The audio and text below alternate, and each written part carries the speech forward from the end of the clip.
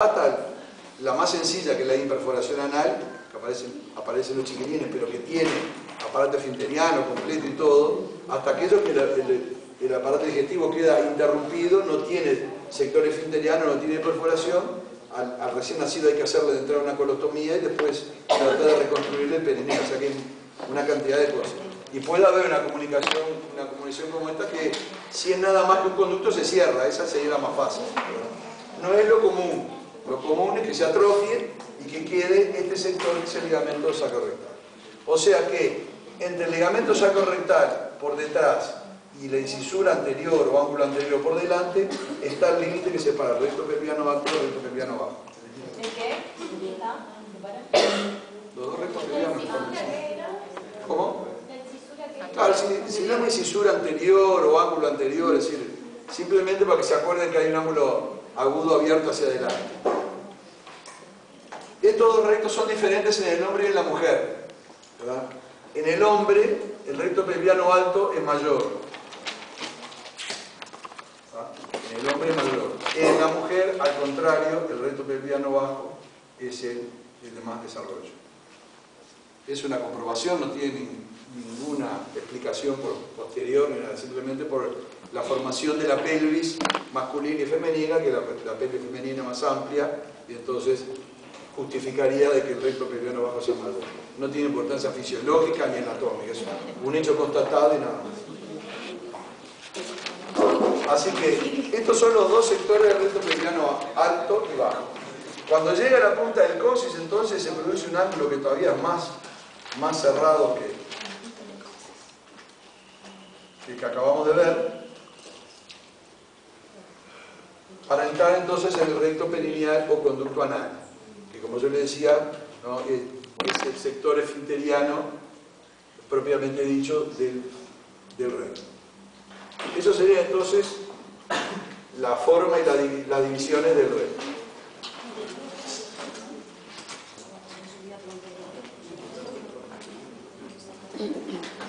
Acá está entendido, miren que esto está diferente a lo que está en los libros franceses, que lo describió hace 1000 años uno y después todos los demás lo copiaron.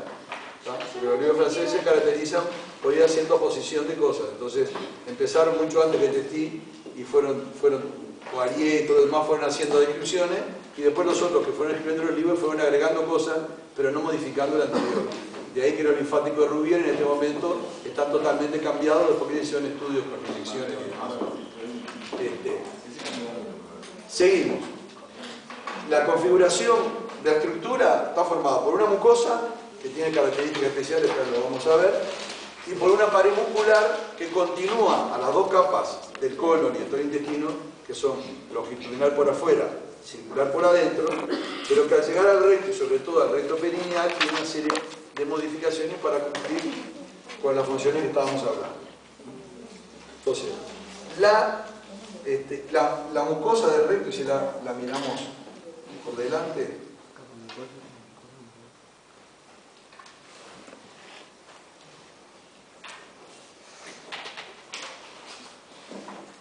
en la zona esfinteriana, los pliegues son, en el único lugar donde hay en el intestino grueso, pliegues paralelos y longitudinales. ¿Está? ¿Por qué? Porque siempre está en una zona donde hay una pared que está apretando, porque hay un esfínter, y entonces la mucosa, al apretar en las fibras circulares, la mucosa se pliega longitudinalmente. ¿Está? Eso es de perogrullo. Entonces lo que tienen son a nivel del sector del esfínter sigmoide rectal. O sea, en el límite superior del recto, los pliegues son longitudinales. Cuando ya llega al recto pelviano alto, los pliegues se aplanan y desaparecen, y aparecen las llamadas válvulas de Houston.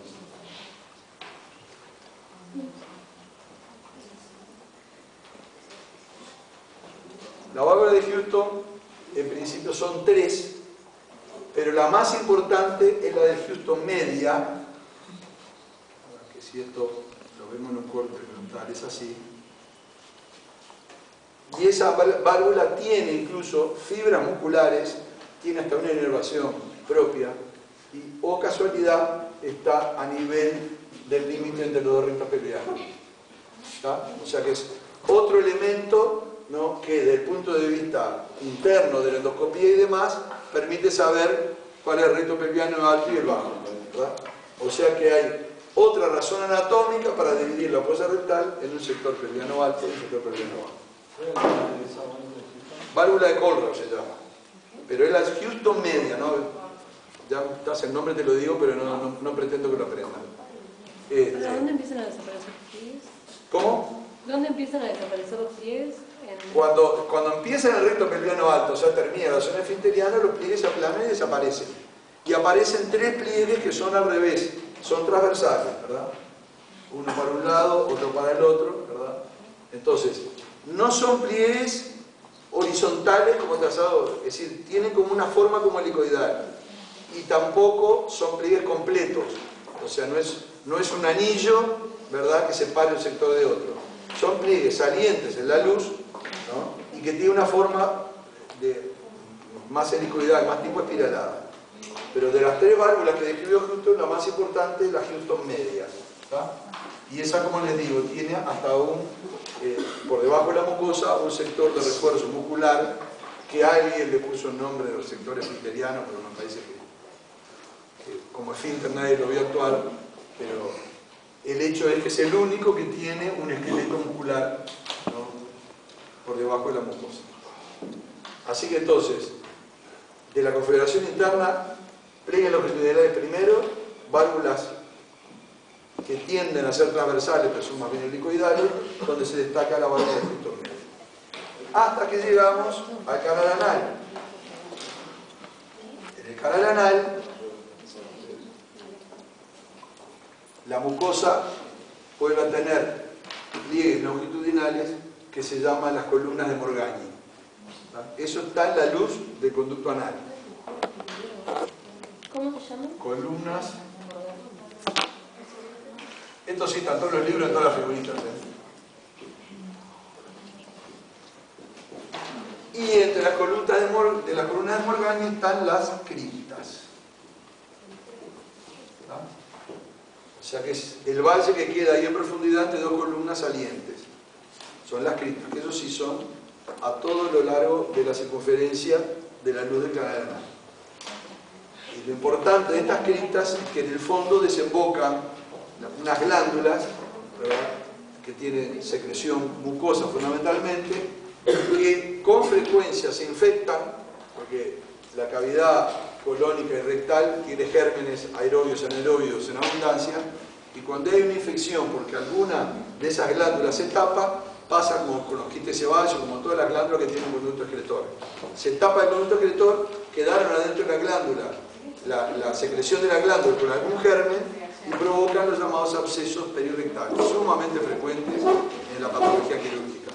Es una consulta de policlínica sumamente frecuente, que duele, que se las pela y que hay que drenarlos en el momento, ¿verdad? ¿Cómo se llama? Absceso perirectal. El borde inferior de estas columnas se continúan como con unas valvulitas que constituyen la llamada línea pectínea.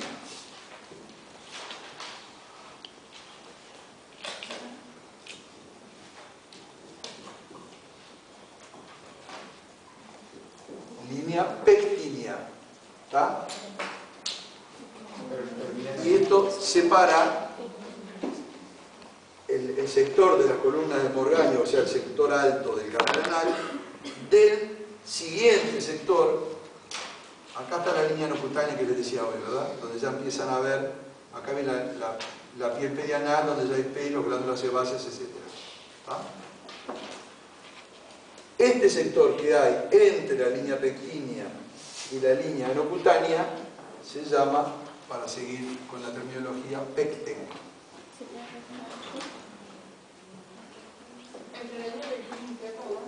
Entre la línea pectínea y la línea anocutánea, que yo les dije al principio de la clase que era el límite inferior del recto, entre esas dos líneas está este sector que se llama pecten, que tiene el mismo epitelio por estratificado plano de la piel, pero no tiene ningún anexo, no tiene ni glándulas ni pelos. ¿Está?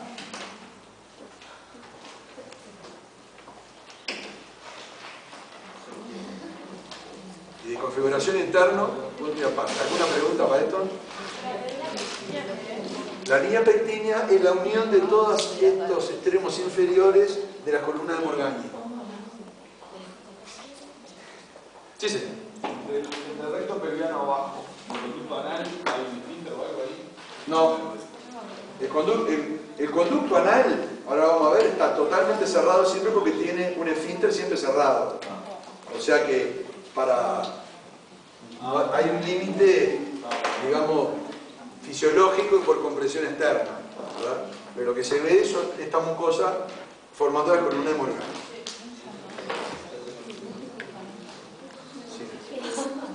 El límite entre la muela alta y la baja. ¿Cómo? El límite entre la muela alta y la baja. Claro, tenés el ligamento, el ángulo y por dentro la válvula gesto medio. Todas esas están al mismo nivel. ¿Verdad?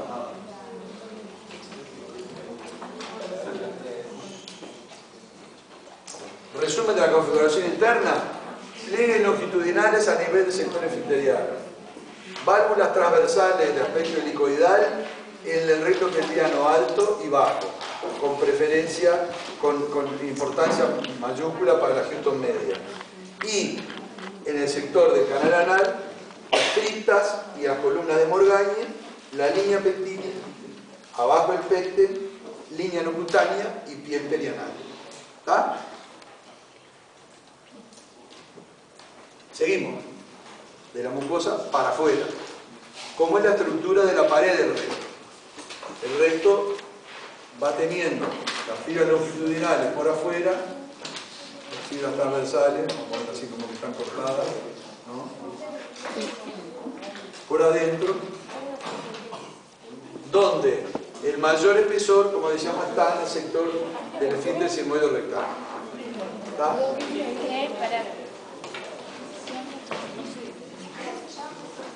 Las fibras longitudinales entonces, por fuera, la capa de fibras circulares por dentro. Cuando estamos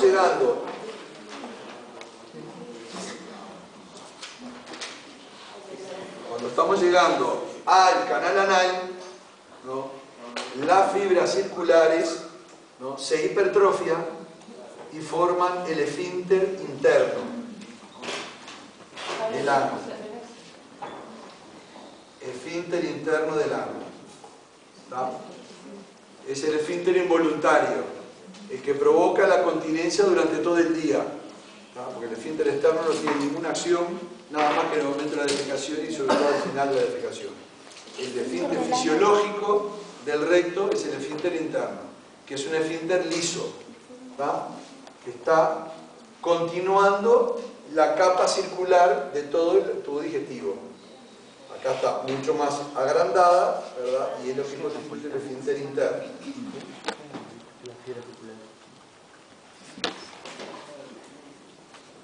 Vamos siguiendo entonces. Las fibras circulares están muy hipertrofiadas a nivel de, o algo hipertrofiadas a nivel del sigmoide rectal.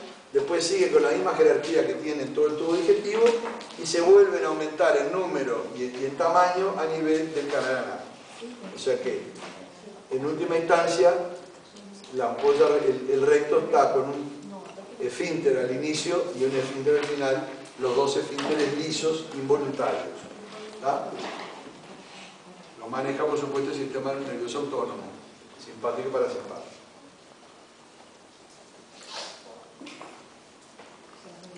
Por afuera